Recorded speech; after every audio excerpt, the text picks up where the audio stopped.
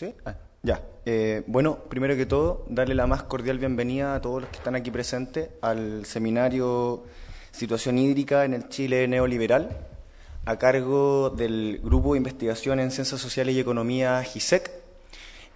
Quisiera agradecer a la Universidad Academia Humanismo Cristiano, particularmente a la Dirección de Investigaciones y de Estudio, al Departamento de Asuntos Estudiantiles y a la Escuela de Antropología, que generó todas las condiciones necesarias para que el proyecto NTI 2003 al cual nosotros postulamos, minería, agricultura y la dimensión cultural de los conflictos por la agua, se pudiese desarrollar. Pues bien, vamos a dar comienzo al seminario con la primera exposición a cargo del profesor Raúl Molina. Él es geógrafo y doctor en antropología, es miembro del Observatorio Ciudadano, también del Centro de Estudios del Hombre en el Desierto, y su ponencia se titula Neoliberalismo, sequías y crisis de las economías agrarias atacameñas. Raúl. Gracias. Hola, buenos días. Bueno, agradecer la invitación del grupo para poder compartir algunas reflexiones respecto a la situación agraria, la situación hídrica y el modelo económico, digamos, que está de alguna manera llevando adelante ciertas formas de ocupación del territorio e influencias sobre estos procesos. Para mí es importante estar acá, agradezco a los organizadores y bueno, poder compartir esta primera experiencia sobre el tema que trata sobre neoliberalismo, sequía y crisis agraria en economías atacameñas. Este es el inicio de una introducción a una reflexión respecto de varias preguntas que no están sistematizadas y que yo creo que además requieren mayor reflexión, mayor estudio, pero que a mí me han ido abordando a través del trabajo de campo con comunidades atacameñas, incluso con comunidades del desierto, donde se van reiterando ciertas características y ciertas formas de explicar lo que hoy día está ocurriendo. Eso no nos ha generado a nosotros todavía preguntas, y digo a nosotros, incluyendo a ustedes y a todos los que se dedican al proceso de investigación, para poder generar respuestas, y esta ponencia intenta de alguna manera abrir preguntas y para poder avanzar sobre este campo. Bueno, lo primero, y aquí atrás la primera es tres fotografías un poco de cómo uno podría concebir las economías agrarias en Atacama, en comunidades atacameñas. Bueno, está el poblado, está la agricultura, ¿cierto?, de los ayllu u oasis, en algunos casos muy pequeña, como el caso de Peine, pero estos son de San Pedro, y abajo, ¿cierto?, la ganadería, que es la forma de acumulación más importante y aquella que es capaz de ocupar mayor cantidad de territorio. La transhumancia, ¿cierto?, genera territorio. Y eso hace, por ejemplo, que muchas de las comunidades atacameñas hayan en algún momento tenido territorios bastante considerables, como las demarcaciones de los 90, cuestión que hoy día está en crisis, ¿no? Y lo vamos a ver por qué. Entonces, podemos ver la primera. La primera son las preguntas de lo que surge para posibilidades de investigación. Por ejemplo, comienzo yo con el año 96, la comunidad Colla de Diego de Almagro tenía entre sus miembros a 19 pastores cuando se formó esta comunidad, a un año de haberse formado. Y en un reciente conversación y catastro en 2013 quedan 4 pastores. 4. O sea, uno dice, hay una baja considerable. Y entonces la pregunta es, ¿por qué ocurre esto? En Peine, al sur de Salar, desde la década de 1990, que no quedan pastores transhumantes. En 2003 se produjo, ¿cierto?, el último intento conocido de intercambio de productos agrícolas entre atacameños subquitoconados, que eran partes de la economía. Yo estoy nombrando ganadería, intercambio, intercambio entre comunidades, intraétnico, interétnico, etcétera, incluso transfronterizo, que también ha desaparecido. En 1976 Socaire poseía 300 hectáreas cultivadas. En 1989 Foya, en un trabajo que hace sobre antropología, un antropólogo francés, determina que hay menos de la mitad se está haciendo cultivada y en la actualidad esa superficie podría ser aún menor. Por tanto, veamos lo que viene. Luego, en el río San Pedro, que riega los principales ayllos de San Pedro de Atacama, en las últimas décadas ha disminuido considerablemente el caudal. El caudal medio histórico era prácticamente cercano a los 1000, más o menos, digamos, 1000 litros por segundo. Hoy día, un estudio del Provesal, lo vamos a ver más adelante, incluso las propias mediciones de la DGA, están entregando no más de 500 litros por segundo, o sea, la disminución de la mitad del caudal. Explicaría, ¿cierto? Pero el tema es que no hay una demanda reivindicatoria de aguas para riego. O sea, disminuyendo el agua, no hay mayor demanda. O sea, uno no nota, ¿cierto? Aquí hay sequía, necesitamos más aguas para los cultivos. No, o sea, bajó el agua, pero no hay, o sea, hay una crisis silenciosa, digamos, ¿no? O sea, ¿qué pasó ahí? Y el otro tema es que una de las asociaciones de agricultura es regante del río Toconao, que ya trae aguas del río Vilaco, que es un río que está en el altiplano, hace un par de años intentó venderla a una empresa minera. O sea, eran regantes de una de las partes de Toconao, ¿cierto? Y dice, bueno, era más rentable vender que cultivar. Y elementos que van, veamos las próximas.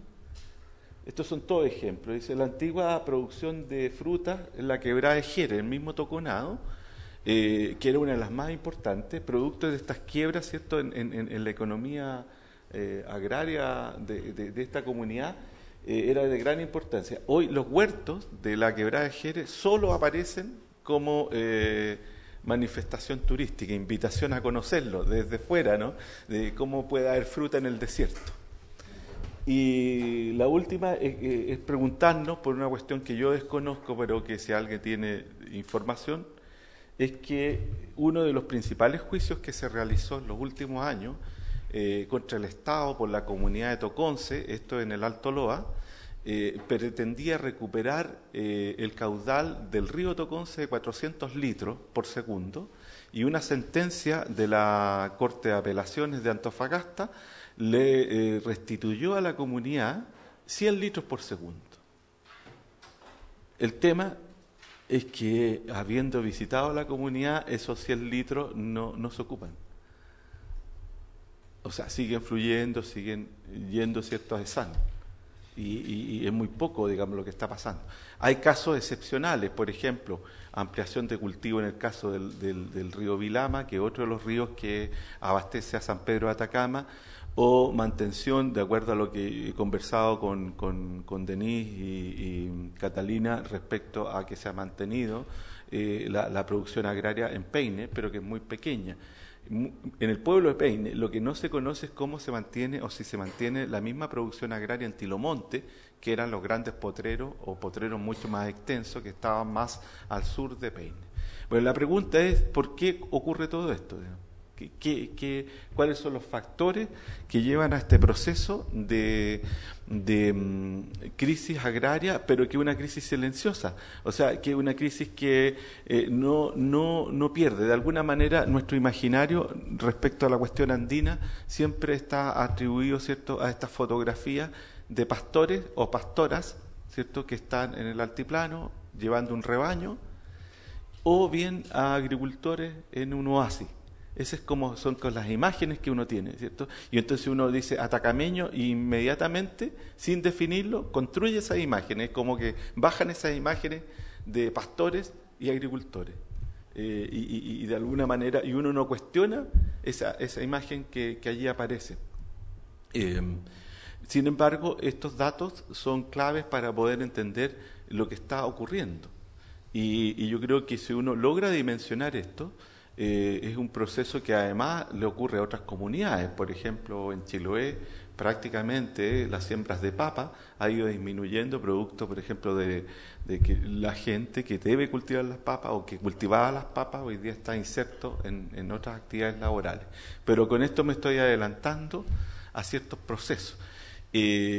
Una de las características de Atacama, y ustedes las conocen bastante bien, es la condición de sequedad, de desierto, influenciado fundamentalmente en invierno por algunas lluvias que llegan ocasionalmente, y en verano por el invierno boliviano, el invierno altiplánico, que es el que aporta agua a las cumbres o a las zonas altas de San Pedro.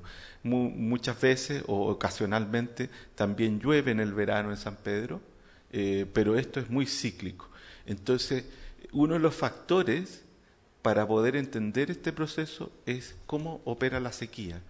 Y una sequía, ¿cierto?, que tiene registros como los que hace la DGA, en que logra, ¿cierto?, medir los caudales.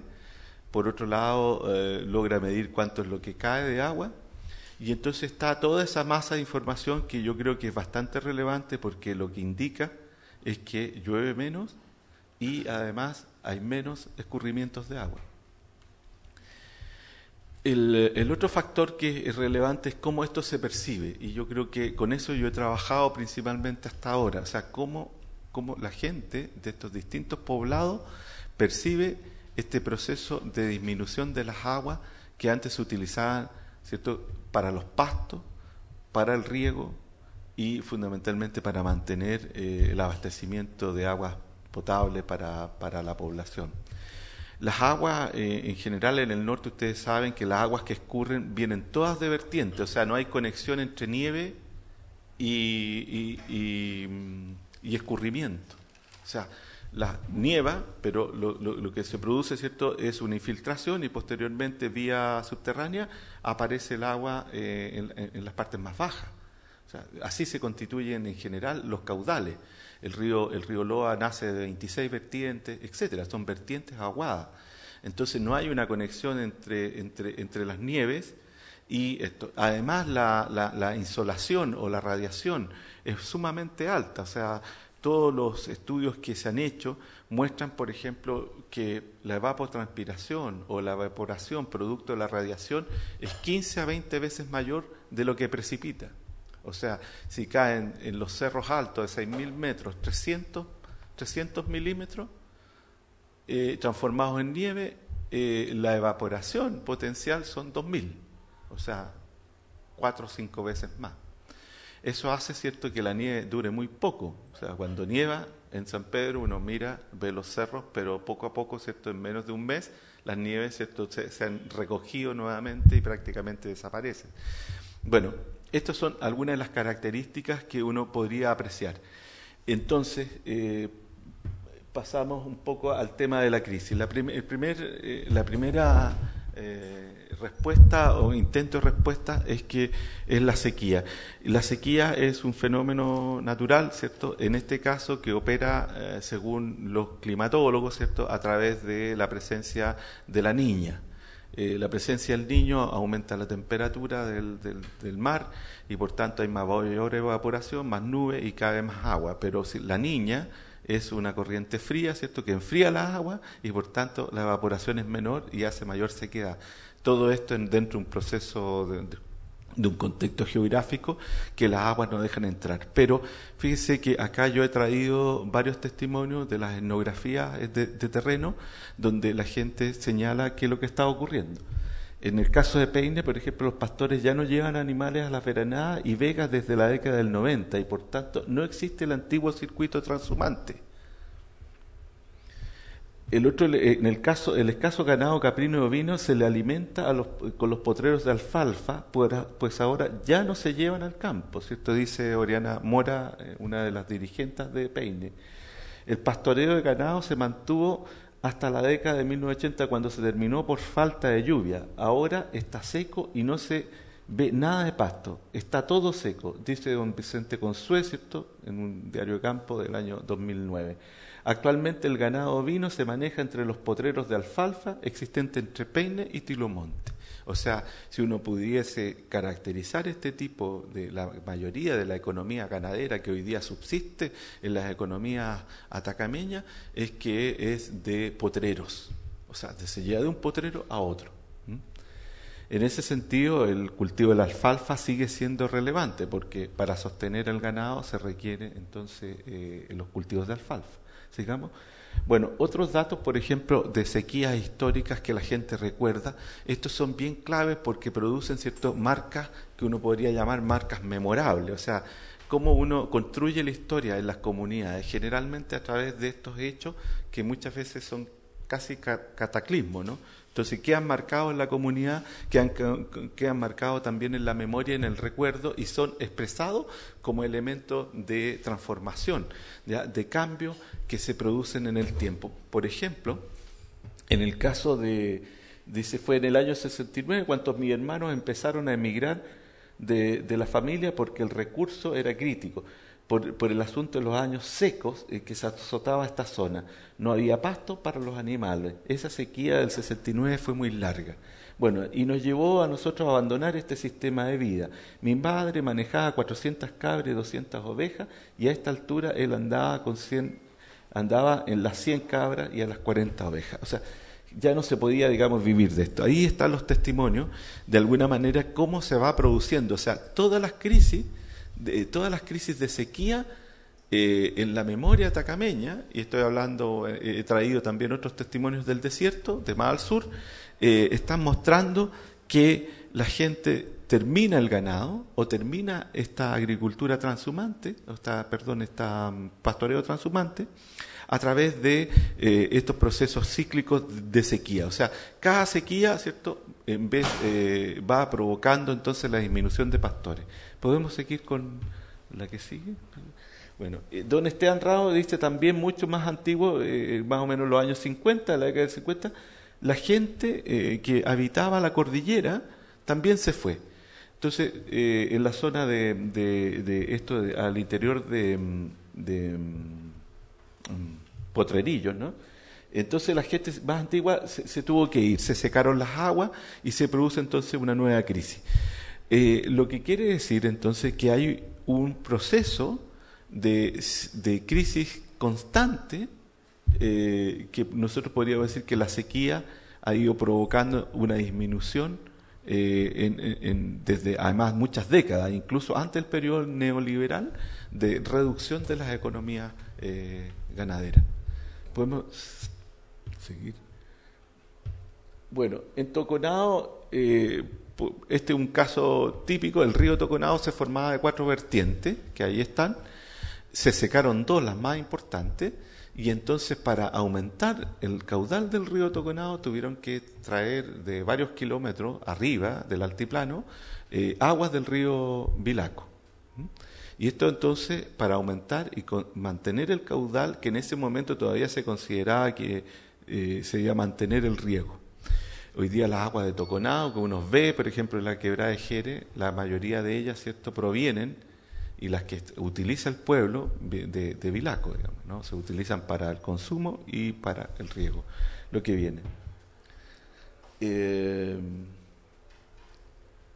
¿Podemos seguir en la próxima? Bueno, en San Pedro de Atacama ocurre más o menos lo mismo. La gente dice que, por ejemplo, la napa subterránea estaba muy cerca, estaba muy arriba, muy cerca del suelo. O sea, uno hacía un hoyo y sacaba agua. Hoy día, producto de, muy probablemente, de la disminución de la agua, esa napa ha ido bajando. La gente en San Pedro de Atacama atribuye, ¿cierto?, esta pérdida de agua a la explotación de los pozos profundos y de la hotelería, digamos, porque este testimonio viene además de la ILU de Conde Duque, que es la ILU central, donde está la mayor expansión del turismo. Entonces la percepción, ¿cierto?, quien dice, ¿y quién es el responsable de que haya bajado el agua? Los hoteles, ¿cierto?, que están sacando esta agua subterránea. Finalmente, lo que decíamos al principio es la disminución considerable del caudal del río San Pedro, que hoy día prácticamente no tiene mayor de los 400 litros por segundo en términos promedios. Bueno, podemos seguir con...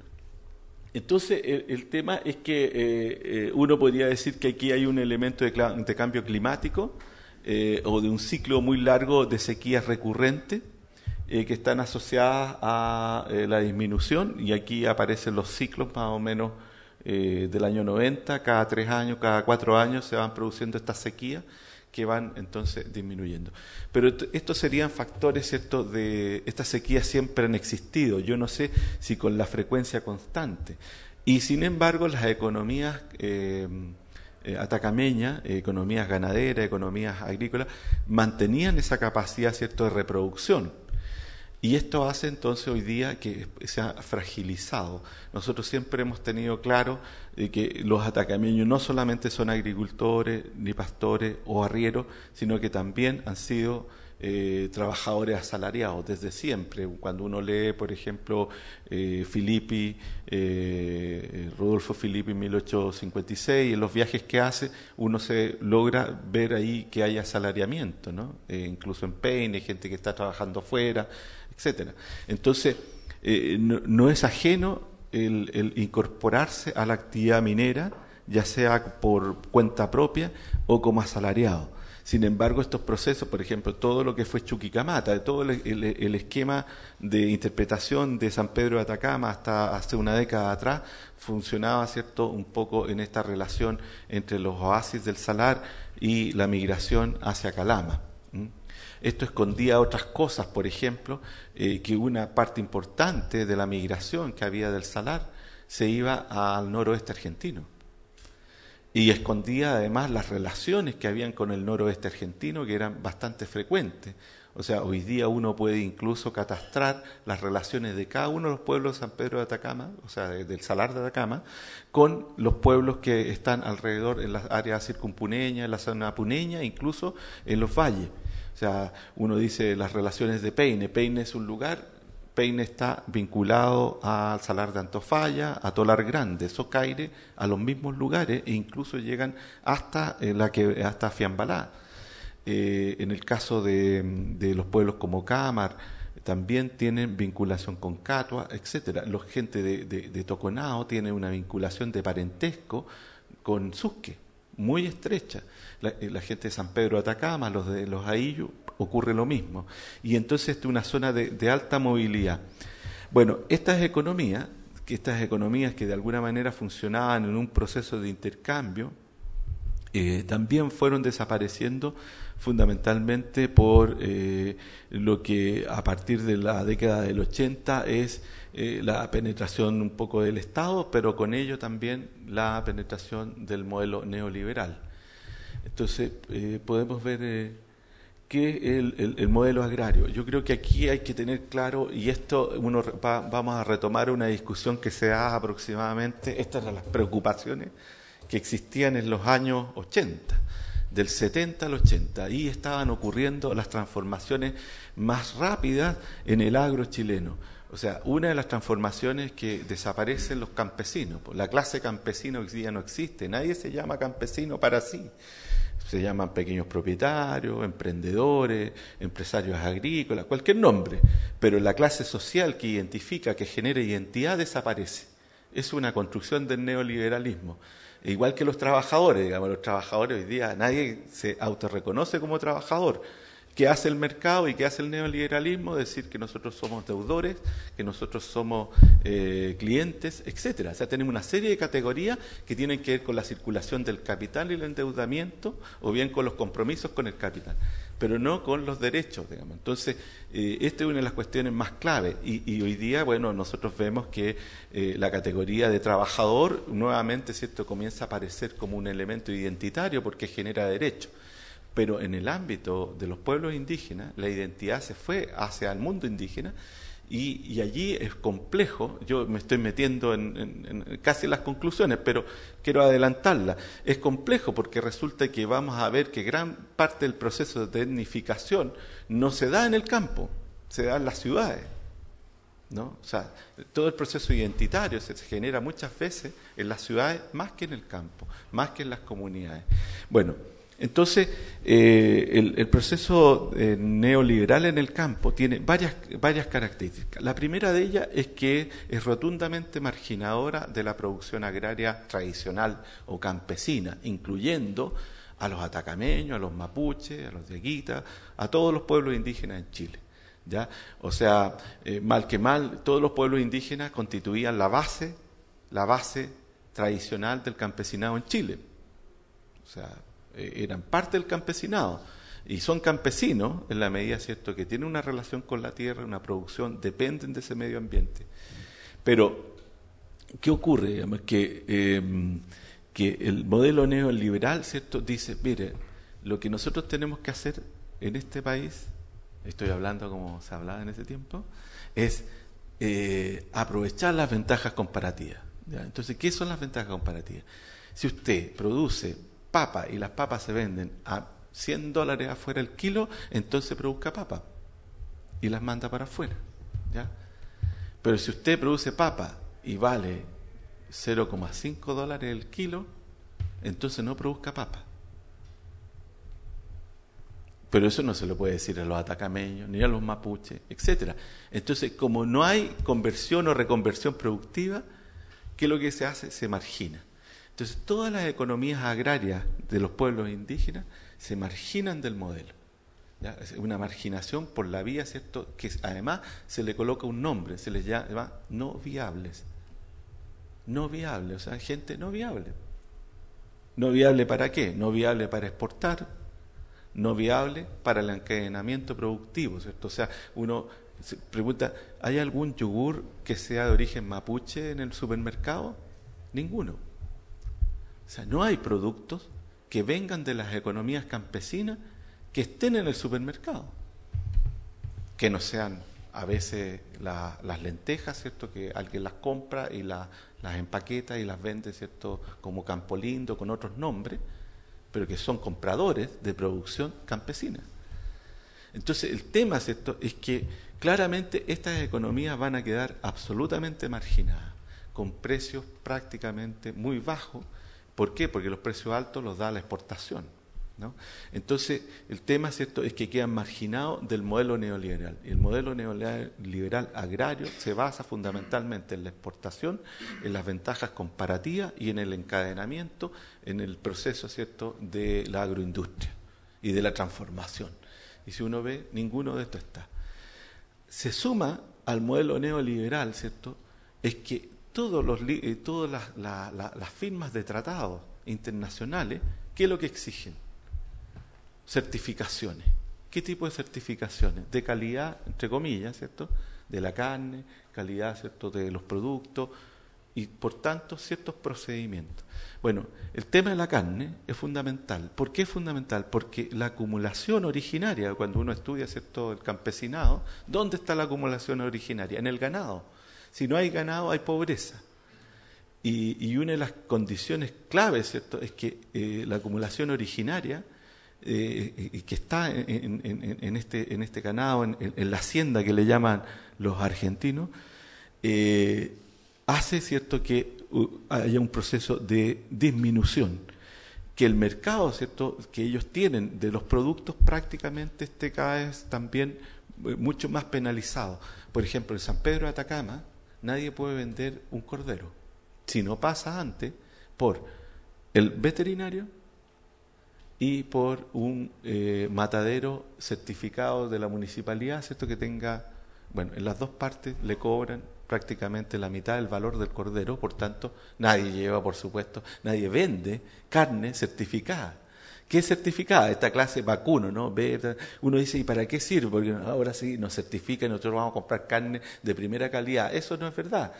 Lo que ha hecho, ¿cierto?, con las economías campesinas es completamente marginarla. Nadie puede cumplir esa ley.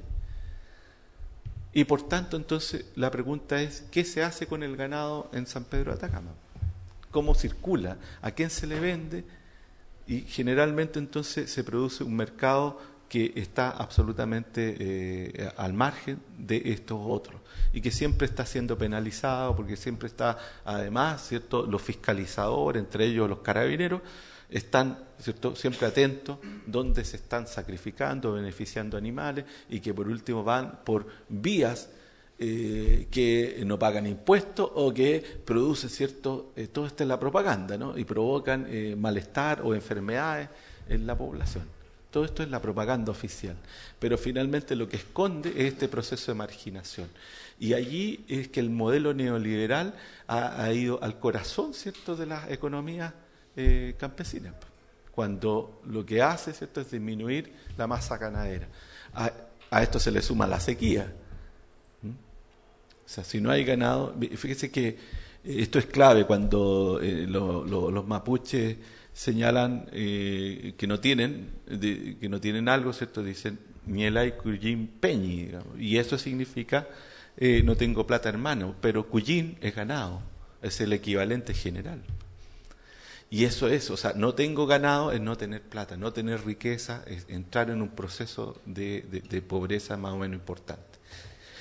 Bueno, entonces esto nos lleva a que un poco el modelo neoliberal más la sequía han impactado considerablemente el proceso de reproducción ganadera ampliada en San Pedro de Atacama, y lo que ha hecho es un proceso de reducción considerable, ¿cierto?, de la masa ganadera. Pero, y aquí vienen las consecuencias políticas, porque lo que ocurre es que cuando se hicieron las demarcaciones territoriales, el año 94, 95, se dictó la ley indígena el año 93, y uno de los disposiciones transitorias decía que había que demarcar los territorios en el norte de Chile, ¿ya?, incluyendo a los atacameños. Y la demarcación que se hizo fue considerable. Nadie quería creer que habían 2,2 millones de hectáreas que eran ocupadas por estas comunidades atacameñas del Alto Loa y del Salar de Atacama. Y el tema, ¿cierto?, es que hasta ese momento toda la gente de las comunidades podía justificar los deslindes o aquellos ciertos espacios que había demarcado, porque quienes habían demarcado ese territorio fueron los últimos ganaderos, los últimos pastores, los últimos transhumantes. Si ustedes van a una comunidad y hoy día le dicen ¿dónde queda el río Vilaco? ¿Dónde queda, cierto, la quebrada de los Puquios? Nadie sabe. Los únicos que conocían ese territorio eran la gente que transhumaba y que hacía largos circuitos por zonas, ¿cierto? Eran familias completas y que hacían largos circuitos que llegaban y que incluso traspasaban la frontera, que llegaban hasta el Yoyayaco. Hoy día prácticamente la gente, ¿cierto?, no tiene conocimiento de los espacios más allá del que quedan recluidos, producto de este proceso de constricción económica. Entonces, y ahí hay un problema que aún más grave, es que territorio no es propiedad. No es propiedad. Y el territorio hay que mantenerlo, hay que ocuparlo, ¿cierto? O sea, el territorio requiere entonces una ocupación económica, ritual, de muchas formas. Incluso, bueno, aquí ha habido todo un proceso de reconversión importante, que lo vamos a ver más adelante, porque esta crisis agraria no se transforma en crisis social. Porque uno podría decir, bueno, y estos gallos que no tienen que comer, no tienen que cultivar, ¿por qué no están en crisis social? ¿Por qué no hay crisis social? Uno podría decir, con esto prácticamente se mueren, ¿no? O sea, como lo que pasó en Quillagua. En Quillagua se contaminaron las aguas, la gente no podía cultivar, dejó de cultivar. Bueno, entonces yo creo que esto va planteando una serie de elementos que van a ser clave en la economía neoliberal. Son marginadas y hay un desestímulo a la organización productiva. O sea, hoy día cuando uno dice cuáles son las políticas agrarias, son prácticamente políticas de muy bajo inversión, de bajo impacto, y que de alguna manera son estos proyectitos que no mantienen, pero no son en gran medida, ¿cierto?, incremento. ¿Por qué? Porque en el concepto general No existe la categoría de seguridad alimentaria, de autoabastecimiento, etcétera, que son las contrarias al modelo neoliberal, que dice que usted produzca lo que vale más, ¿ya? Pero para exportar, y quién se los pague. Entonces, esos son elementos que yo creo que además son transversales a todos los pueblos indígenas. Podríamos continuar con...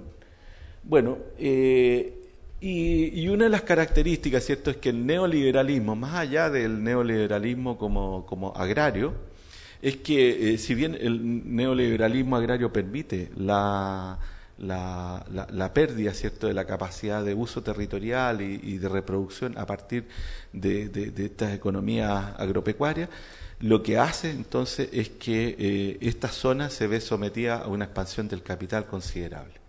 Y ahí viene todo el tema de los subsidios, la disputa por los recursos hídricos y mineros, la reconversión de la mano de obra y los procesos de asalarización. ¿Ya? O sea, todo esto que nosotros vemos en Atacama. Sigamos estas son fotografías para calmar la exposición, así, mirar lo bello que es el lugar, pero muestra un poco San Pedro a través del Licancabur. Sigamos con lo que viene. Bueno, conclusiones. Factores de la crisis agraria atacameña. La primera son las sequías que vimos, ya que disminuye el ganado, la política agraria neoliberal y de cierta disminución de la mano de obra. Prácticamente la mano de obra de reemplazo de las actividades agrícolas y ganaderas es cada vez mayor, digamos, ¿no? Por producto fundamentalmente de una migración y de reconversiones laborales en el proceso de asalarización. Antes se iba a Chuqui, pero ahora los minerales están al frente. Pues está Choquimichi, está el litio. Y bueno, la gente sale de los pueblos, cruza el salar, ¿cierto?, y va a trabajar. Antes tenía que emigrar. Ahora ni siquiera, ¿cierto?, los pueblos se han transformado en pueblos dormitorios, Toconao, Peine, etcétera, ¿no? Si uno va a Toconao a hacer una entrevista el día miércoles, bueno, tendrá que esperar a que vuelvan a las 7 de la tarde, ¿ya? De todos en buses, ¿no? Y eso es lo que ocurre. Entonces, y la producción de autosubsistencia prácticamente a niveles muy críticos y básicos. Sigamos lo último. Bueno, y entonces los efectos de la crisis. Yo puse varios acá, pero creo que los podemos compartir, que son disminución ganadera y de superficie de los cultivos. Un proceso claro de descampesinización. Yo creo que este concepto es clave si uno quiere entender qué está ocurriendo con las comunidades del norte, por lo menos en el norte de Chile, un proceso de descampesinización absolutamente acelerado, ¿ya? O sea, ese imaginario que nosotros teníamos, ganadero, bucólico, etcétera, no es así. Digamos, hay un proceso de descampesinización y eso hace, ¿cierto?, que poder entender que la descampesinización no es lo mismo que etnificación. La etnificación se produce, da lo mismo si tienes la condición campesina, indígena campesina, ¿no? Entonces está la etnificación urbana atacameña. O sea, mucho de la etnificación, ¿cierto?, se produce en estos centros urbanos, ya sean pueblos, aldeas o ciudades. El abandono y pérdida de los conocimientos del territorio, eso es clave. Hoy día cada vez la gente no es capaz, ¿cierto?, de sostener que no sea sacando el mapa. Y cuando dicen, ¿cuál es el territorio, por ejemplo, de Cámara? Sacan el mapa, ¿ya? Ese es. Pero el territorio, como se entiende incluso en el convenio 169, es aquel que es un hábitat en el cual uno ocupa, ¿no? Y hace este proceso. Por tanto, los territorios son territorios móviles, pueden aumentar, disminuir. Sin embargo, acá con los mapas de alguna manera fosilizan una realidad histórica, ¿no?, que puede no funcionar. ¿Y cómo se fosiliza la realidad histórica? Cuando eso se transforma en propiedad, ¿ya? Porque claramente en Chile, al igual que en Francia, porque está copiado el Código Civil, ¿cierto?, la única propiedad que existe es la propiedad inscrita. El que no inscribe no tiene, es un mero tenedor, dice artículo 57 del Código Civil. ¿Ya? Para eso existe el conservador de bienes raíces, creado en el año 1859, ya tempranamente asegurando la propiedad. Entonces, bueno, El otro elemento, ¿cierto?, la abandona y pierde el conocimiento del territorio. O sea, hoy día si uno hace etnografía del territorio, lo más probable es que la capacidad que uno tenga por entender ciertos lugares, prácticamente no va a existir información. O la información que va a haber es una información muy difusa. Reducción territorial y pérdida de derechos. Indiscutiblemente que esto fragiliza la relación interétnica con el Estado y con otros, digamos, incluso con las empresas mineras. Las empresas mineras dicen, oye, pero si ustedes no ocupan, y cada vez a las comunidades les cuesta más decir sí, efectivamente nosotros ocupamos. ¿A través de qué? Si no hay un proceso de demostración. Entonces nuevamente vienen, ¿cierto?, estos mapas que se construyeron en un momento para acreditar efectivamente que allí hay una ocupación. Una agricultura de autosubsistencia, con una dependencia alimentaria y extinción de los mercados locales. O sea, prácticamente los mercados locales desaparecieron, hubo una persecución a todo el proceso de intercambio transfronterizo y por otro lado todas las formas de solidaridad que habían entre un pueblo y otro se demolieron, digamos, ya no existen. Eran como relaciones precapitalistas, esto del treque, el intercambio, el cambalache que se le llamaba, ¿cierto? Eran precapitalistas y en esta nueva relación aquí llegan los camiones cargados con yogur, con bebidas gaseosas, etcétera, a cualquier, hasta el último almacén de peine, ¿cierto? Uno encuentra todo lo que uno quiere, las papitas fritas, todo lo que viene envasado. Que ojo, que viene de economías externas, que vienen de muy de fuera, ¿ya? Porque son las economías agro, ¿cierto?, que se encadenan en el proceso agroindustrial y de embotellamiento y envase, que no es esta otro tipo de economía. Entonces ahí hay un desplazamiento. Incluso la propia alimentación tiene que ver, ¿cierto?, con no con los intercambios, sino que con aquello que abastecen las grandes empresas. Y finalmente están tan vulnerable a la pérdida de aguas para la agricultura, porque la reflexión que hace es que, bueno, si no ocupamos el agua, mejor vendámosla, o arrendémosla, o démosla en cesión. Y claramente el agua en Atacama es realmente un tesoro, ¿no? La compra que hizo Minera Escondida por ahí por el año 80, fines del 80, se le hizo a la minera Saldívar. Fue la primera que pagó millones de dólares por litro, en el caso Monturaqui. Y claramente eso disparó el precio. Hoy día gran parte de las negociaciones, por ejemplo, de aguas, de peine, con mineras, son negociaciones millonarias, ¿no?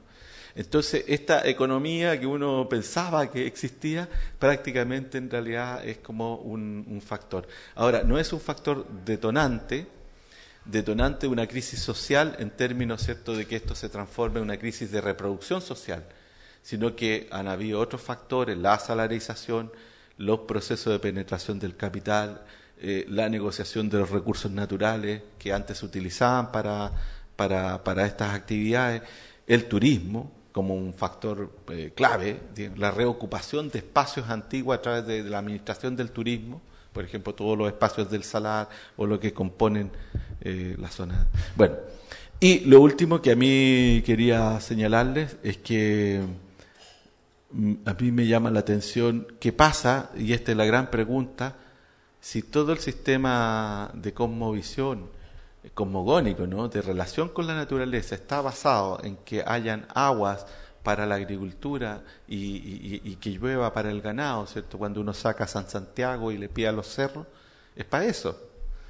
Y el problema es para qué es hoy día, o si eso, desapareciendo, disminuyendo, ¿cierto?, la actividad ganadera, esto se reconvierte en otra forma. Es un tema, ¿cierto?, que en términos que es muy difícil. Por ejemplo, todo el sistema ritual en Toconao, los últimos 2 o 3 personas que son los que hacían los pagos no tienen reproducción en la comunidad, no tienen así, porque finalmente los sentidos, que eran sentidos agropecuarios, agroganaderos, incluso para la población, desaparecen. Bueno, no sé si queda algo más, pero es lo que quería compartir con ustedes. Gracias.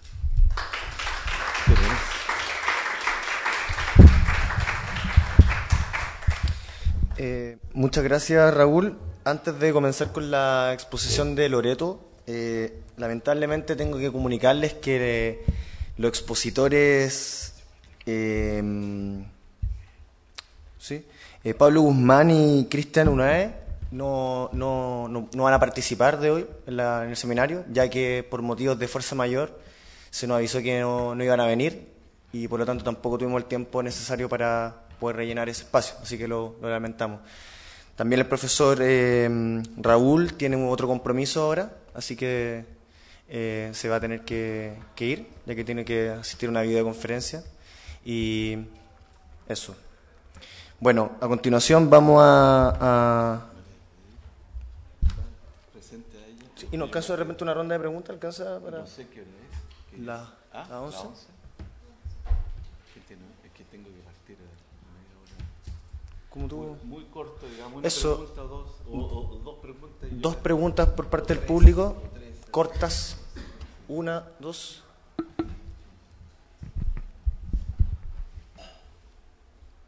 Profesor Alem.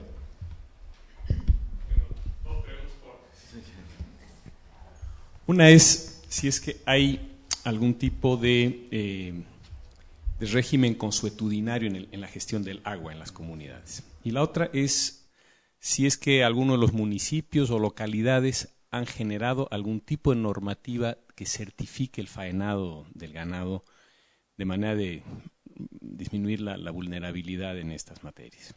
¿Y cómo se hace? O sea,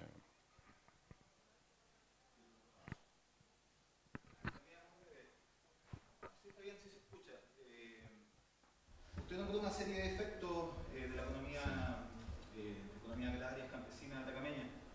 Me gustaría saber si, aparte del tema identitario étnico que emerge en este contexto, usted identifica algún efecto propiamente específico para este territorio, o porque muchos de los efectos son también visualizables en distintos espacios geográficos. Entonces, si aparte del tema cultural identitario hay algún tema más concreto en lo económico, digamos, propiamente tal. No sé, ¿hay algo más? Bueno, yo creo que cada uno de estos territorios y pueblos indígenas funcionan de manera, enfrentan la crisis de manera distinta, pero en el caso de las preguntas que usted señalaba, profesor, una de las cosas, digamos, del agua a mí me parece que es clave. O sea, cuando uno, por ejemplo, todos estos tipos de organizaciones administrativas políticas, Junta de Vecinos, Comunidad Indígena de la CONADI, son organizaciones que no tienen que ver con la reproducción en el lugar, son organizaciones de negociación, de presentación de reivindicaciones y demandas. Sin embargo, y a mí me llamaba la atención porque en San Pedro de Atacama, cuando se hacían reuniones de comunidad, llegaba muy poca gente, a no ser que hubiera un proyecto que había que discutir o platas que iban a llegar en general, pero cuando había reunión de la Junta de Regantes, estaba toda la comunidad. Porque yo creo que una de las cuestiones clave en estos ambientes de desierto es el agua, o sea, sin agua no hay reproducción. Entonces, y esto era muy antiguo porque el nivel, por ejemplo, constitucionario de sanciones que existían hoy día, incluso pese a la regulación que hace de las organizaciones de regantes que hace el ministerio, las propias comunidades agregan sanciones. O sea, si uno quiere estudiar derecho constitucionario, yo creo que el tema del agua es fundamental. Ahí está todo, ahí está el castigo, ahí está la multa, ahí está el trabajo. Es impresionante, está todo el sistema de castigo, de multa, de trabajo y, bueno, el beneficio que es tener agua para reproducir la agricultura. Pero, por ejemplo, está normado y hay normas que son tácitas, no están escritas, ¿no? Y que finalmente se respetan. Yo creo que eso es clave. Yo creo que el agua, que era un tema que en los 70 fue muy importante, digamos, con todo esto de los sistemas de agua y los estudios que se hicieron en esa época. Después los sistemas de agua quedaron un poco fuera, digamos. Los sistemas hidráulicos se llamaban en esa época, quedaron fuera de los estudios y prácticamente vinieron después los estudios ganaderos y después los estudios de la etnicidad. Pero prácticamente, o sea, volver un poco a retomar desde esta perspectiva el tema de la agricultura y sobre todo la organización del agua es fundamental. Yo creo que sí, que eso es clave. A mí me parece que es una... si uno quiere entender así profundamente un poco la organización social y la sociedad atacameña, yo creo que hay que estudiar las organizaciones de regantes. Una parte, porque está todo el otro tema de los ganaderos. Ahora, de las municipalidades no lo sé muy bien. Yo sé que la municipalidad lo que hace en este caso es tratar de operacionalizar la ley y genera entonces el matadero de San Pedro de Atacama y dispone, ¿cierto?, a los veterinarios que hay que pagarles, digamos. O sea, un poco la municipalidad no tiene autonomía, si uno quisiera ver, digamos, para poder hacer una cuestión pertinente a la zona. En general, y yo creo que es una de las características en Chile, es que la ley manda y homogeniza. O sea, es como todo el espíritu republicano, homogenizar y que todo sea igual en todas partes. Hasta el reglamento de la CONADI para formar comunidades es todo igual. O sea, uno dice, ¿dónde está la particularidad? ¿Dónde está, digamos, la iniciativa? Nada. Y la ley también es una forma, casi camisa de fuerza, si uno quiere hacer un tipo de organización. Y lo tuyo era... Disculpa. Lo último. Al margen del tema identitario, en lo económico, ¿había algo específico del territorio atacameño o son los efectos que uno puede vincular en la economía campesina? Sí, o sea, yo creo que los efectos son comunes a la economía campesina. Yo no conozco, hay casos, por supuesto, hay excepciones de economías campesinas o economías agrarias, ¿cierto?, de pueblos indígenas que se hayan insertado en estos circuitos neoliberales, pero son muy escasos. O sea, creo que incluso los aymara intentaron en algún momento exportar llamos, digamos, y vicuñas, ¿no? Pero que finalmente fue un proyecto que se frustró. O sea, exportar, o sea, esa era la inserción, ¿cierto?, al modelo neoliberal, exportar. O sea, en vez de recibir alimentos, quinoa o papas, ¿no?, vamos a recibir dólares. Ese era como el concepto, pero todo eso se frustró. Ahora, yo creo, ¿dónde está? Yo creo que es muy común a toda la zona norte esta crisis, pero ¿dónde está la diferencia? Es cómo se enfrenta. Ahí sí. O sea, yo creo que ahí hay particularidades que son claves. Por ejemplo, en el San Pedro de Atacama o en la zona atacameña, el tema del turismo ha sido un elemento de reivindicación a partir de la reivindicación territorial, como elemento que ha salvado, ¿cierto?, en parte el uso del territorio, la captura de ingresos y el proceso de asalarización minera en esta zona de alta inserción, que no se da, por ejemplo, en otras comunidades. Por ejemplo, en las comunidades collas, prácticamente ninguno de los collas o de los hijos de los collas, bueno, en realidad estoy diciendo mucho, pero solamente algunos se insertan en la minería, muy poco, ¿ya? Ellos tienen otro tipo de estrategia, una estrategia que se deposita en las ciudades, ¿cierto?, y que negocian directamente con los organismos públicos. Entonces se representan identitariamente en Copiapó, en cualquier lugar, ¿cierto?, y van y logran ciertas cosas, pero que en realidad, producto de la lejanía del territorio, bueno, dicen ellos son los collas y ellos quieren tal cosa, entonces se negocia directamente con el Estado. En el caso de los aymara, yo creo que el tema también es lo mismo. O sea, prácticamente hay un despoblamiento del altiplano, hay una agrupación, ya sea en Arica. Fíjense ustedes que, lo último que voy a decir, estoy atrasado, pero creo que es clave. Uno cuando hace antropología, uno le enseña, ¿cierto?, estas cosas que son típicas. O sea, patria local, matrilocal. ¿Ya? Si usted se casa, ¿dónde se va a vivir? Y íbamos por entre Belén y Zapagüira, creo, y una señora se sube. Yo le pregunté, ¿y usted se va a casar? Dice, sí, me voy a casar. Ya, y usted se casa, ¿dónde se va a vivir? Y me dijo, Arica. Y eso es lo que ocurre. O sea, a Arica. ¿Ya? Y entonces el proceso es que todo está concentrado en Arica y hay un proceso, la gran mayoría de la población. Y entonces los territorios, por ejemplo, Surire tiene 2 pueblos, pero está completamente desocupado. La gente vive en Arica. Ahora, ¿qué hacen? Y bueno, ahí hay elementos que tienen que ver con el intercambio, con el comercio, con las relaciones transfronterizas, que sí son mucho más activas.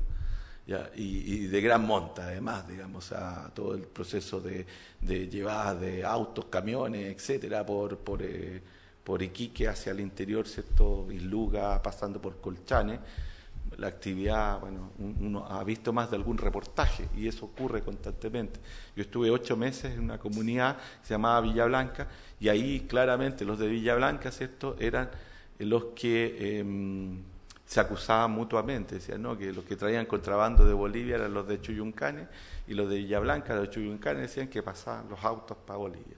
Entonces, era un constante quehacer, digamos, de economías informales muchas veces, pero que tienen un asentamiento muy relevante. O sea, yo creo que, y sobre todo yo creo que hay que estudiar también cómo funciona. Pero yo creo lo fundamental es que es un proceso muy complejo, que está abierto al estudio, que está en una crisis y yo creo que en un momento de cambio y transformación como el momento presente de la sociedad chilena, que yo creo de los cuales no están ajenos los pueblos indígenas. Y bueno, y eso repara en nosotros de una necesidad constante de poder entender para poder transformar. Eso, ya. Muchas gracias. Muchas gracias. Que te vaya muy bien, ¿eh? Y discúlpame. Bueno, reiterar que lamentamos que Pablo y Cristian no hayan podido participar del seminario de hoy. Y a continuación vamos a dar paso a la ponencia de Loreto Quirós, titulada Derechos de Agua en Chile, Diseño Institucional y Marco Regulatorio. Loreto es abogada de la Universidad de Chile, pertenece al programa de Antropología Jurídica de la misma institución. Además, hizo un diplomado en Gestión Socioambiental y Sustentabilidad de la misma Universidad de Chile y magíster en Ciencias Sociales en la misma universidad. Así que, Loreto. Bueno, primero que todo, muchas gracias por la invitación y contarles que mi exposición va a tener 3 partes. Primero, el tema del marco institucional, cuáles son las instituciones del Estado asociadas a la gestión de los recursos hídricos. Después, el marco regulatorio, es decir, cuál es el campo de acción de estas instituciones. Y finalmente, la situación fáctica, digamos, de los recursos hídricos hoy en Chile. ¿Dónde hay, dónde no hay, dónde están las situaciones más críticas, etcétera? De acuerdo a la Estrategia Nacional de Recursos Hídricos, que es un documento que sacó el Ministerio de Obras Públicas el 2012 y que contempla un diagnóstico de la situación actual y establece parámetros y líneas de acción para el periodo 2012-2025, esta es la institucionalidad pública asociada a las aguas en nuestro país, ¿ya? Como pueden ver, hay una cantidad impresionante de instituciones que de alguna manera se vinculan con el tema. Ahora, para ordenar la mirada, podemos decir que este cuadro institucional lo podemos dividir en 4 grandes niveles, ¿ya? En un primer nivel están las instituciones donde se toman las grandes decisiones de orden político respecto a los recursos hídricos. Y ahí está el presidente de la República, el Ministerio de Obras Públicas, en tanto Ministerio de Obras Públicas, y el Consejo de Ministros de la Comisión Nacional de Riego, que es una institución alojada en el Ministerio de Agricultura. Esas 3 instituciones son las que toman las grandes decisiones políticas. Después, en un segundo nivel, tenemos organismos de carácter más bien técnico y con ciertas potestades regulatorias. Y ahí encontramos a la Dirección General de Agua y a la Superintendencia de Servicios Sanitarios, que son 2 entidades que dependen del Ministerio de Obras Públicas. Dentro de estas 2 instituciones, la que tiene mayor preeminencia, mayor peso, mayor visibilidad, es, por supuesto, la Dirección General de Agua. Porque finalmente es la Dirección General de Agua la que aplica el Código de Agua, la que, en definitiva, otorga los derechos de aprovechamiento de agua y la que tiene potestades regulatorias sobre el recurso en general, ¿ya? Ahora, ¿qué podemos...? Y en un tercer nivel tenemos una entidad más bien de carácter derechamente ejecutivo, que es la Dirección de Obras Hidráulicas, y en un cuarto nivel tenemos a todo el resto de las instituciones que aparecen en este cuadrito, ¿ya? Que son instituciones cuyo campo de acción preeminente no es la administración de los recursos hídricos, pero que de alguna manera en su accionar se topan con el tema de las aguas. Y un ejemplo emblemático en ese sentido es el Servicio de Evaluación Ambiental. El Servicio de Evaluación Ambiental tiene que ver con otros temas, pero obviamente toca muchas veces el tema de los recursos hídricos. Ahora bien, en general de este diseño institucional, ¿qué llama la atención, digamos? En el año 2011, la OECD publicó un estudio en el que reconoce a Chile como el país con la mayor diversidad de autoridades administrativas involucradas en la gestión del recurso, lo que acarrea dificultades para planificar coordinadamente su desarrollo. Eso dice la OCDE. ¿Cómo podemos hacer una bajada de qué significa esto en términos prácticos? Esta enorme dispersión de instituciones que se vinculan a los recursos hídricos en nuestro país implica que haya superposición de funciones entre distintas instituciones, implica que hay pugnas entre distintas instituciones y que en definitiva eso genera también espacios de vacío en ciertos ámbitos del accionar del Estado con respecto a los recursos hídricos. En definitiva, todo eso, ¿qué es lo que provoca? Que haya una deficiente generación de información respecto a los recursos hídricos por parte del Estado. Este mismo documento, la Estrategia Nacional de Recursos Hídricos, reconoce que el Estado ha tenido una acción altamente deficiente en cuanto a la generación de información. ¿Qué pasa entonces?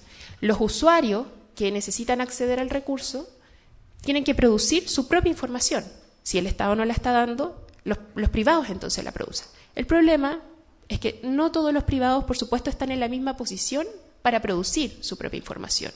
Entonces, quienes tienen esa posibilidad, finalmente, se produce que quienes tienen esa posibilidad se encuentran en una especie de lugar privilegiado para el acceso a los recursos que va en directo desmedro de quienes no son capaces de producir esa información. Un ejemplo.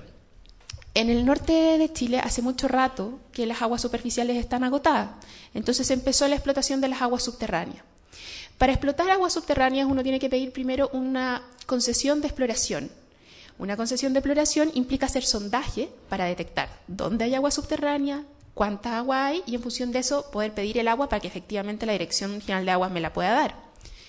El tema es que el nivel de inversión que requiere un sondaje de agua subterránea es una cantidad de plata increíble. Por supuesto que las comunidades campesinas no tienen el dinero para generar esa información y para solicitar, en definitiva, derechos de aprovechamiento. Ese es el efecto. A eso me refiero con el empoderamiento de alguno en directa correlación con el desmejoramiento de la posición de otro. ¿Ya? La siguiente. Eso respecto a la siguiente. Respecto a la institucionalidad. Ahora, en cuanto a la regulación del recurso mismo, para entender cómo opera el tema de la regulación del agua en Chile, primero tenemos que alejarnos del zoom que hacemos al derecho de agua y situarnos en el tema del territorio, que como decía el profesor Molina recién, es muy importante cuando estamos hablando de agua en particular. ¿Qué es lo que hace la legislación chilena? En general, lo que hace la legislación chilena, por supuesto, es invisibilizar esta noción de territorio como un todo en el que hay elementos bióticos, abióticos, relaciones sociales y en el que se reproduce una comunidad específica, ¿ya? Lo que hace el derecho chileno en general es ficcionadamente fraccionar ese territorio en distintos elementos. Ahí en esa foto el derecho chileno no ve un territorio, sino que ve recursos y por separado. Ve aguas, ve predio superficial, ve recursos forestales, eventualmente energía geotérmica e incluso minería. ¿Ya? Y le concede a cada uno de estos elementos un estatuto jurídico particular, una forma de regulación y una institucionalidad particular. Ahora, si uno en esta mirada ve cómo operan, cómo se interrelacionan estos distintos estatutos jurídicos, ve que no solamente hay un fraccionamiento de la noción de territorio, sino que además se establece a través de cómo se articulan estos distintos estatutos jurídicos un orden de prelación entre estos distintos elementos. Es decir, hay algunos que tienen más fuerza, algunos estatutos jurídicos de algunos elementos que tienen más fuerza, más potencia que otros. Y en ese sentido, claramente, los derechos asociados a la concesión minera son los más potentes, los más poderosos, ¿ya? La capacidad de imponer obligaciones al predio superficial por parte del concesionario minero es impresionante. Las servidumbres mineras son potentísimas. En particular, con respecto al derecho de aguas, encontramos en el artículo 110, si no me equivoco, si no es ahí cerca, del Código de Minería, algo que se ha denominado las aguas del minero. ¿Qué es lo que dice el 110? Que las aguas halladas con ocasión de la exploración o explotación de un proyecto minero son, por el solo Ministerio de la Ley, o sea, sin pasar por ninguna administración, ningún procedimiento, de propiedad del titular del proyecto minero. ¿Ya? A eso me refiero con que cuando se articulan estos distintos estatutos jurídicos, el concesionario minero es, en términos coloquiales, digamos, el que la lleva, ¿ya? Si a alguien le interesa el tema, hace muy poquito salió una sentencia de la Corte Suprema a propósito de un conflicto sobre aguas del minero y tenedores de derechos de aprovechamiento de agua en el proyecto de Pelambres de los Luxic, ¿ya? Esto pasó por todas las instancias administrativas hasta que llegó a la Suprema, y la Suprema le dio la razón hizo primar el Código de Minería. Otra muestra de que es son los derechos mineros los que están en la cúspide de esta pirámide de los distintos estatutos jurídicos. Ahí yo les voy a dejar en la presentación, para quien les interese, está el link donde sale la noticia, ¿ya? Ahora, en cuanto a la regulación ya derechamente de los recursos hídricos en Chile, podemos observar como punto de partida que, en virtud de lo que dice el artículo 5 del Código de Agua, es decir, que las aguas son bienes nacionales de uso público, inicialmente el Estado chileno se reserva la dominialidad de las aguas. ¿Qué quiere decir esto? Que el Estado no puede enajenar las aguas, no puede venderlas, ¿ya? Más o menos la misma lógica que hay con las concesiones mineras. Pero, sin embargo, el Estado tiene que de alguna forma conceder, ordenar, digamos, gestionar el agua para que los privados accedan al agua, ¿ya? ¿Cuál es esa forma de gestionar, de asegurar el acceso de los privados al agua? El derecho de aprovechamiento de agua, ¿ya? Hasta ahí, todo bien, digamos. El problema es que las características que se le atribuyen al derecho de aprovechamiento de agua implican en la práctica que las aguas se privatizan, ¿ya? Se vacía de contenido, a través de la descripción de lo que significa el derecho de aprovechamiento de agua, se vacía de contenido esa dominialidad pública inicial que se reserva para el Estado, ¿ya? Y esto es regulado a nivel legal por el Código de Aguas, pero es reforzado a nivel constitucional por el 19 número 24 de la Constitución, que es el que trata de la propiedad en todas sus formas y que tiene una frasecita dedicada específicamente al tema de los derechos de aprovechamiento de agua, ¿ya? ¿Cuáles son las características que se atribuyen al derecho de aprovechamiento de aguas que nos permiten decir que esa dominialidad pública se vacía de contenido y, en definitiva, las aguas en Chile se privatizan? En primer lugar, el derecho de aprovechamiento se concede de manera gratuita. Es decir, yo solicito un derecho, yo no tengo que pagar nada por ese derecho al Estado. No tengo que pagar una patente, un impuesto, nada, ¿ya? En segundo lugar, el derecho se concede a perpetuidad. O sea, supongamos que yo solicito el derecho para un proyecto minero que tiene en el papel va a durar 30 años. El derecho no dura esos 30 años, el derecho es de ahora y de aquí a la eternidad, digamos, ¿ya? Tercer lugar, el derecho se concede sin sujeción a un uso determinado. ¿Qué significa eso? Supongamos que yo soy agricultor en la tercera región y tengo parronales. Pero resulta que, mejor en el sur para que funcione el ejemplo, tengo, no sé, planto X cosa. Pero resulta que viene el boom de la hidroelectricidad, ¿ya? Entonces yo puedo cambiar en función de que es más rentable dedicarlo a la hidroelectricidad o a la geotermia o a otra cosa, yo puedo cambiar el uso y no hay ningún problema con eso, ¿ya? Después, no hay obligación de uso. O sea, yo perfectamente puedo pedir un derecho de aprovechamiento de aguas con la pura y mera expectativa de especular con el derecho. Puedo guardar el título en el cajón y sacarlo para cuando sea rentable utilizarlo, ¿ya? Después, no hay orden de prelación entre los distintos usos. O sea, no hay usos más importantes que otros. Eso significa que un eventual conflicto entre, por ejemplo, usos domésticos y usos agrícolas o mineros, el uso doméstico no aparece como el más importante, ¿ya? Y digo para un caso eventual, pero en realidad eso es un eufemismo, porque eso es lo que está pasando, ese es el tipo de conflictos que se están dando hoy en día en Chile con respecto a los recursos hídricos. Después, los derechos son de libre transacción. Eso quiere decir que yo lo puedo vender, lo puedo arrendar, etcétera, ¿ya? O sea, a mí el Estado me concede un derecho de manera gratuita y yo después lo puedo vender o lo puedo arrendar, ¿ya? Los derechos no están vinculados a la tierra desde donde se captan las aguas. O sea, yo puedo pedir un derecho en un cauce, en una cuenca determinada y utilizar esas aguas para un proyecto minero que está en otra cuenca, aguas arriba, no hay ningún problema con el tema, ¿ya? Y por último, la guinda de la torta que corona y hace muy coherente internamente todas estas características del derecho de aprovechamiento del agua es la declaración que hace tanto la Constitución como el Código de Agua de que los titulares de derechos de aprovechamiento de aguas tienen la propiedad sobre ese derecho. ¿Ya? Es decir, yo no tengo las aguas, a mí la Dirección General de Aguas no me transfiere la propiedad de agua, sino que me da un derecho de aprovechamiento, pero yo sobre ese derecho tengo la propiedad. Ese es el mecanismo, ¿ya? Y como yo tengo la propiedad sobre ese derecho entra en mi patrimonio como cualquier otra cosa, como un vaso, como una caja de leche, como una casa, y eso significa que yo lo puedo vender, lo puedo arrendar, lo puedo heredar. Es un bien patrimonial como cualquier otro, ¿ya? Este marco regulatorio de los recursos hídricos se ha venido cuestionando desde hace un buen tiempo atrás. A principios del año 2000 se empezó a gestionar en el Congreso una reforma a este marco regulatorio que en un principio tenía ideas bastante potentes que apuntaban hacia una reforma, no sé si decir radical, pero profunda del modelo, y que contemplaba, entre otras cuestiones, un pago de patente, ¿ya? O sea, un pago por el uso del recurso, con cierta, no sé, una vez al año, habían distintas ideas ahí circulando. Y el otro tema que era muy relevante era la idea de la caducidad de los derechos. Si un derecho no estaba siendo utilizado, el derecho iba a caducar.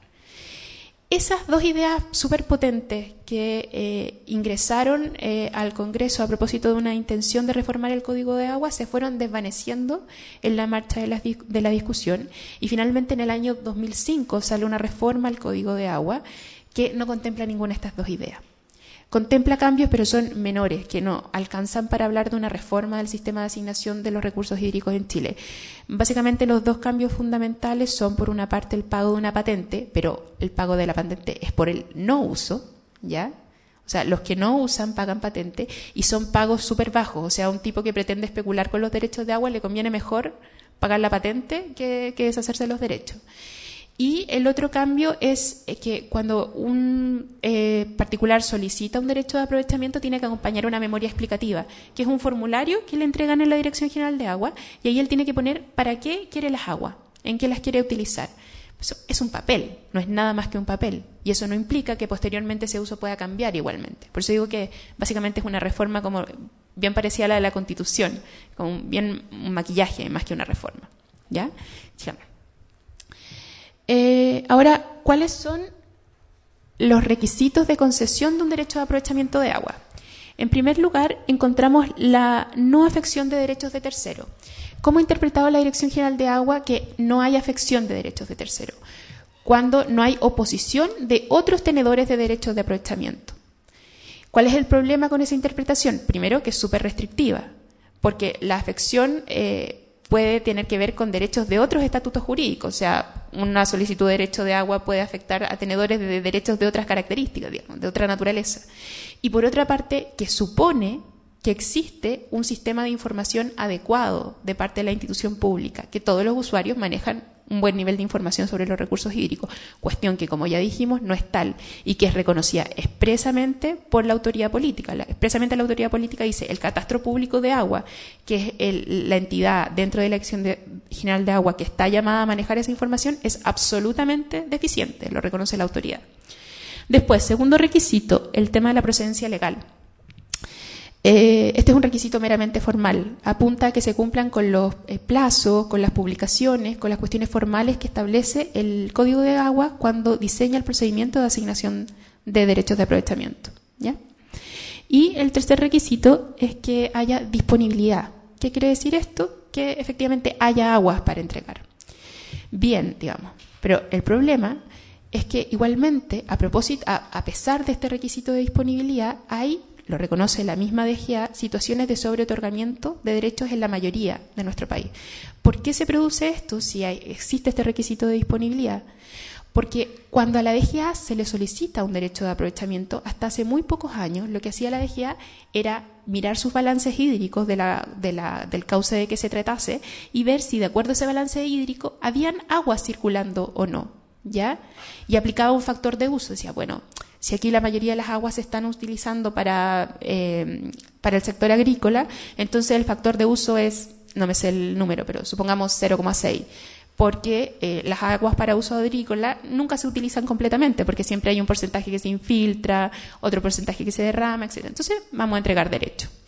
El problema es que, dado el marco regulatorio de los recursos hídricos, los derechos pueden cambiar de uso. Entonces, lo que pasó en definitiva fue que muchos de esos usos agrícolas, en las zonas más de balances hídricos más frágiles y donde la minería explotó, pasaron de usos agrícolas a usos mineros.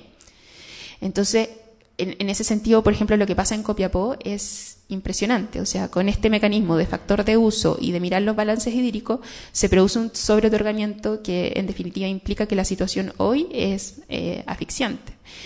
A propósito de eso, ¿qué es lo que hizo la DGA? Dijo, bueno, de partida no vamos a aplicar más el factor de uso, ¿ya? Y además vamos a conceder de aquí en adelante, entonces, solo vamos a mirar cuáles son los derechos que están otorgados y vamos a mirar a otorgar, si en la eventualidad que igual existan aguas en el cauce, derechos, pero derechos provisionales, ¿ya? Y si pasados 5 años estos derechos provisionales se pueden seguir ejerciendo, entonces los transformamos en derechos definitivos. ¿Cuál es el problema? Que los ciclos hidrológicos no duran 5 años. ¿Ya?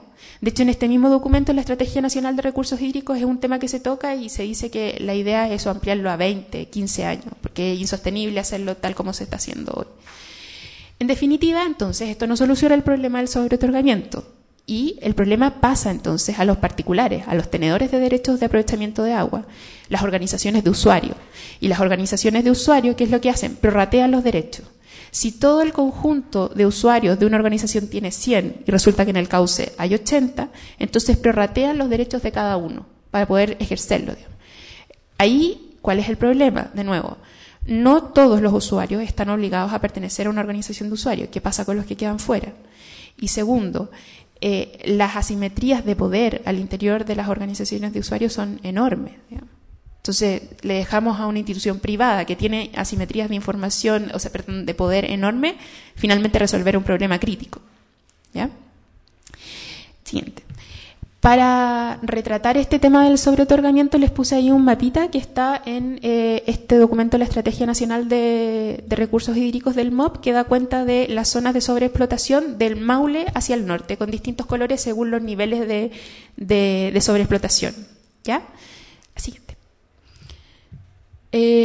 Ahora bien, ¿cuáles son las formas de adquisición de los derechos de aprovechamiento de agua? En primer lugar, tenemos la concesión administrativa, que es básicamente de lo que yo estaba hablando todo este rato, de los recursos, de los requisitos de disponibilidad, etc.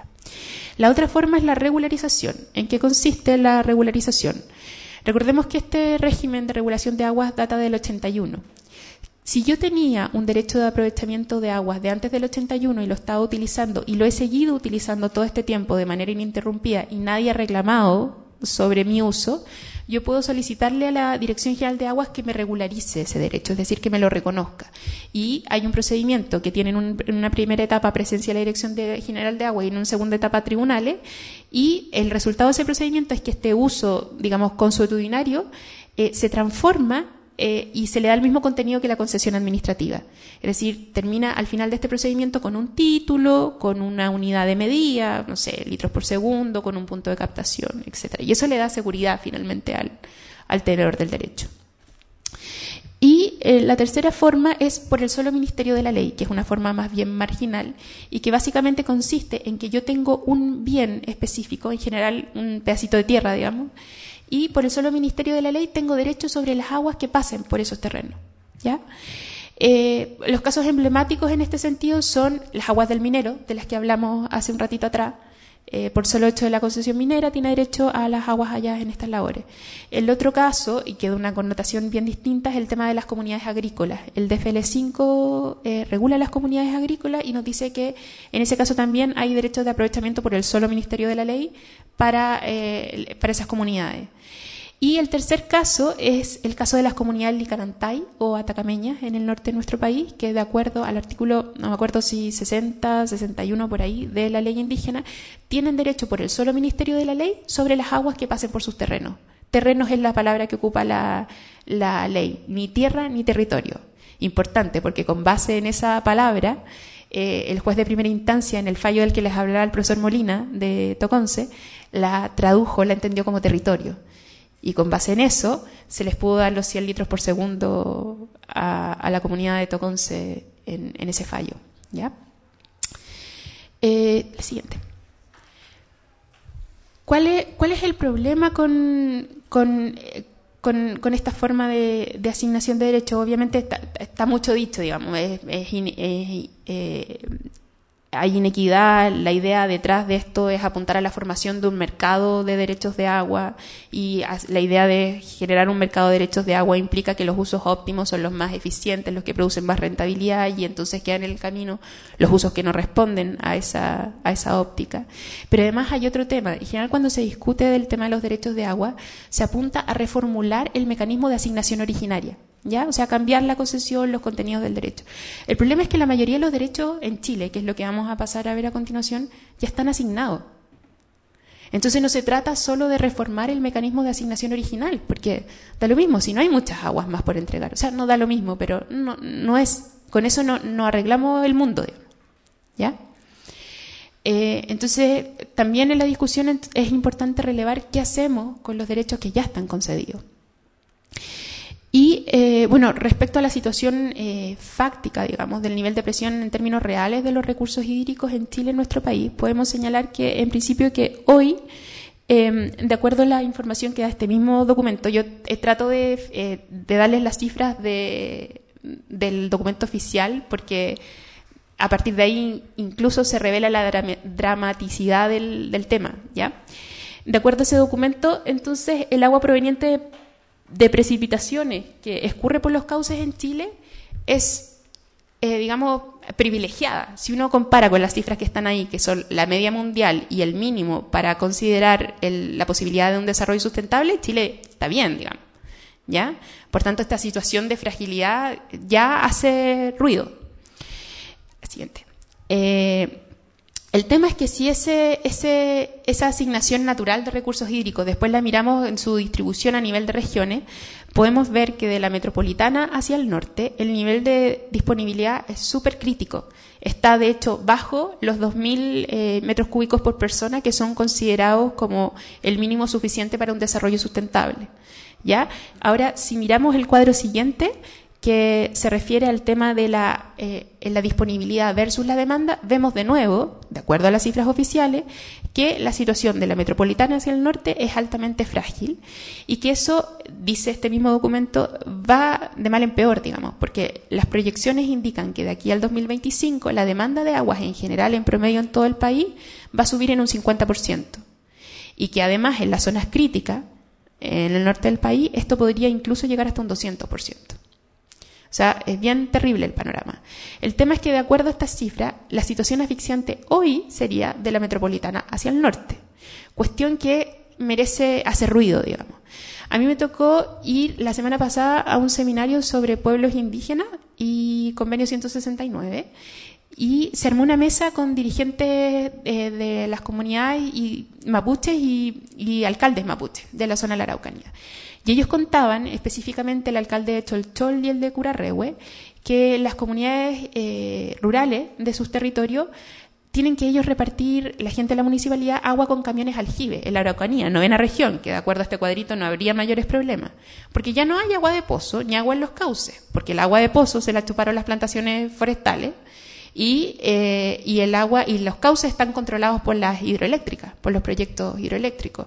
La municipalidad, decía el alcalde de Chochol, no ha podido implementar un proyecto para mejorar este tema. Seguimos con los camiones aljibe. Pensemos que estamos hablando, por ejemplo, de Curarrehue, que es una comuna que está en la frontera con Argentina, o sea, en la cordillera misma, donde están ahí, donde está el agua, digamos, ¿ya? Y otra cuestión que llama la atención y que hace ruido con respecto a estos cuadritos que nos regala el MOP, es que hace un poquito tiempo atrás el Instituto Nacional de Derechos Humanos sacó un mapa de conflictos socioambientales en el que catastra 97 conflictos, y de esos 97 conflictos, lo pueden bajar, está en la página del instituto, hace una ficha, ¿ya? De esos 97 conflictos se consigna que 38 de ellos están relacionados con recursos hídricos. Y si uno mira el mapa, ¿dónde están esos 38 conflictos asociados a recursos hídricos y derechos de agua? Ve que están distribuidos de manera más o menos equivalente en todo el país. Entonces no es un tema de la región metropolitana al norte. ¿Ya? Siguiente. Ahora, ¿cómo se distribuyen los usos de agua? De acuerdo a la información que nos da el MOP. Primero hay que hacer una distinción que es súper importante. El Código de Aguas entre los artículos 12 y 19 hace un montón de distinciones, pero la más relevante es la que yo puse ahí, entre derechos consultivos y no consultivos. Los derechos consultivos son los que están asociados al consumo del recurso, usos agropecuarios, mineros, sanitarios, etc. Los usos no consultivos implican que yo tomo el agua en un punto del río y la devuelvo en otro punto, ¿ya? Sin consumirla. Básicamente están asociados al uso para generación de hidroelectricidad. El tema con los usos no consultivos es que, a pesar de que no implican el consumo del agua, sí implican el control del cauce, ¿ya? Porque en ese tramo en el que la hidroeléctrica tiene el derecho, nadie más puede trabajar, digamos, con esas aguas. Y si controla el cauce, controla las actividades asociadas al cauce, controla en definitiva el territorio, ¿ya? Ese es un tema mucho más presente en el sur, ¿ya? Ahora, respecto a la distribución de los usos, la otra lámina, por favor. Vemos que en el caso de los usos agrícolas es absolutamente relevante la cantidad de aguas que se van a ese sector, digamos. En el caso de los usos mineros es mucho menor, 9%, claro. El tema es que ese porcentaje, el 9%, históricamente ha estado ubicado en las zonas donde la fragilidad de los balances es mayor. Y además, como lo dije hace un rato, la intensidad del uso de las aguas que hace el sector minero es mucho más potente que la que hace el sector agrícola. Entonces, ese 9%, aunque aparece chiquitito, digamos, en la distribución de los usos, tiene impacto súper relevante. Y después llama la atención también el tema del 6% asociado a los usos sanitarios, básicamente consumo humano, ¿ya? Este porcentaje es pequeñito, pero es muy relevante, porque, la lámina siguiente, porque de acuerdo a lo que se ha venido hablando en el Sistema Internacional de Derechos Humanos desde hace un tiempo atrás, se ha venido diseñando la figura de un derecho humano al agua. Y esto ha encontrado, ha tomado forma en 2 resoluciones, la siguiente, me equivoqué, en 2 resoluciones que están ahí en la lámina, que dan cuenta de qué sería ese derecho humano al agua. Básicamente ese derecho humano al agua está asociado, de acuerdo a esas 2 resoluciones, a la idea del consumo humano y agricultura de subsistencia, que sería ese 6% que está en el cuadrito anterior. El tema es que los conflictos de agua en Chile básicamente tienen que ver con esos usos. O sea, los conflictos y las incapacidades del sistema para responder a las demandas sobre recursos hídricos tienen que ver con la cobertura del derecho humano al agua, ¿ya?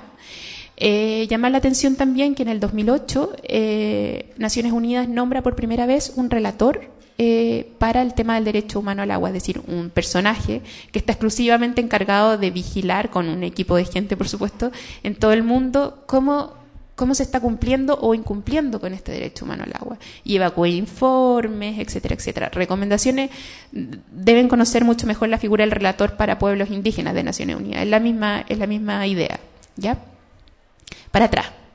Ahora sí, para quienes quieran como bajar esto a cómo ha operado en Chile en términos prácticos, hay un reportaje súper bueno que salió el martes pasado en CIPER, que cuenta la historia de un señor, Quiroga es el apellido, que ha solicitado en los últimos años un montón de derechos de agua, tiene un articulado, hay un entramado de empresas para solicitar aguas en distintas partes de nuestro país, ¿ya? Este es del tipo de señores que yo les digo que genera su propia información, que como la DGA no tiene información, contrata hidrogeólogos y hace estudios y presenta prospecciones de solicitudes de exploración de agua subterránea y qué sé yo, y tiene un montón de derechos a su haber en su patrimonio, y los cuales muchas veces, sobre todo más en la zona norte, ha ido transando con las mineras, lo que da como resultado que hoy día tenga una fortuna considerable con recursos que fueron entregados por el Estado de manera gratuita. Ahí en el Power está el link, yo lo dejo ahí en el computador por si alguien lo quiere. Eso. Gracias.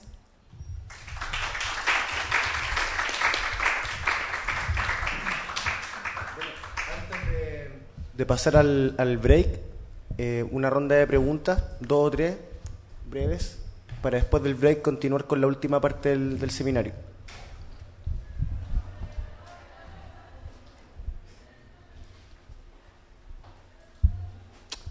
Alfonso, Ariel.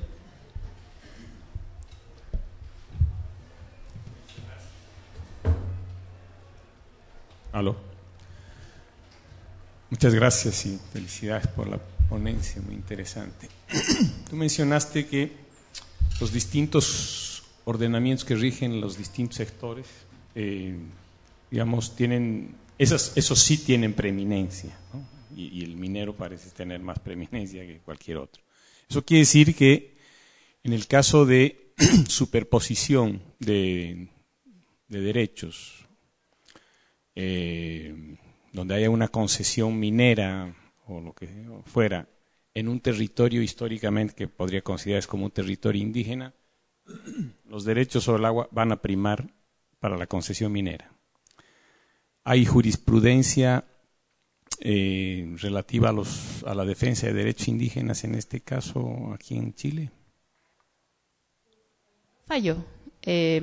Uno en el caso que mencionaba el profesor de Toconce y otro en la misma región, pero no me acuerdo el nombre de la comunidad, que establecen la preeminencia en ese caso de los derechos de los pueblos indígenas. Por eso son fallos excepcionales, muy estudiados y muy considerados. Pero la base sobre la que se establece esa preeminencia es muy particular, que es el artículo 60 o 61 de la ley indígena, que establece este derecho de aprovechamiento de aguas por el solo Ministerio de la Ley para las comunidades Licanantay. Es sobre la base de ese artículo, que es un artículo excepcional, digamos, no sobre la base del régimen en general, y que además que es un artículo que, si uno como que empieza a reflexionar sobre la lógica que hay detrás, hay toda una cuestión como geopolítica también detrás.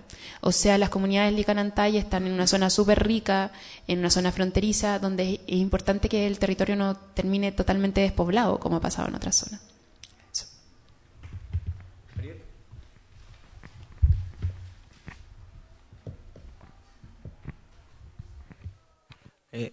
Oye, disculpa, una pregunta que tú también hablaste sobre los conflictos socioambientales en base al recurso hídrico, que son bastantes, 38 decías tú.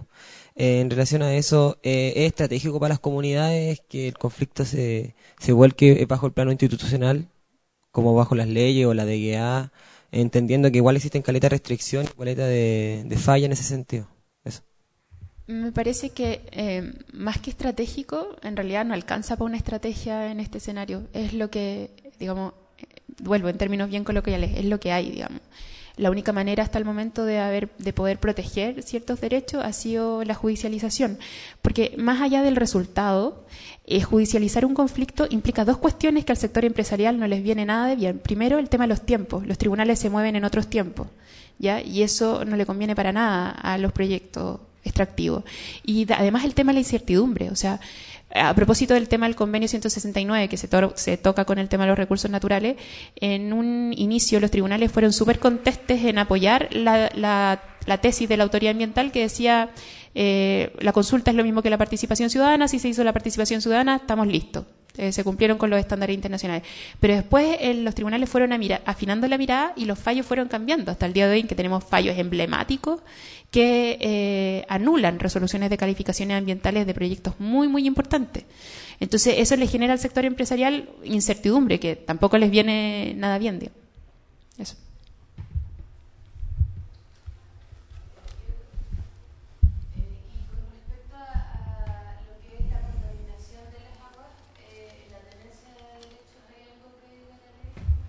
No, porque eso está más en el tema medioambiental. Esa es la pasada tangencial que hace el SEA y el Ministerio de Medio Ambiente sobre los recursos hídricos. Es como, en términos estrictos, es otro tema, mirado desde la lógica en la que yo lo estoy mirando, como regulación de los recursos hídricos. ¿Alguna otra pregunta? Entonces, a continuación vamos a dar un break para posteriormente terminar con el seminario, con 2 ponencias más. Así que quedan todos cordialmente invitados. Gracias, Loreto.